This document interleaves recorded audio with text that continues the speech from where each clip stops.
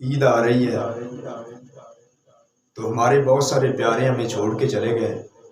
अब वो दोबारा नहीं आएंगे, लेकिन उनकी याद रुलाती है। ईद वाले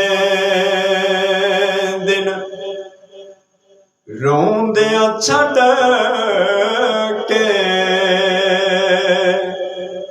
टुर गए देस पराए।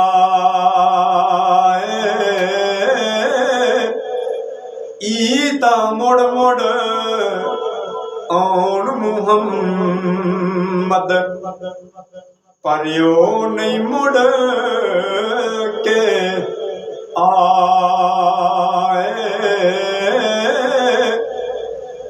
ईदां ते शबरातां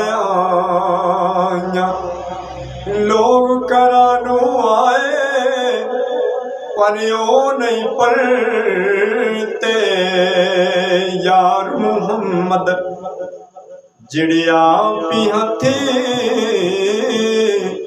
दफनाए।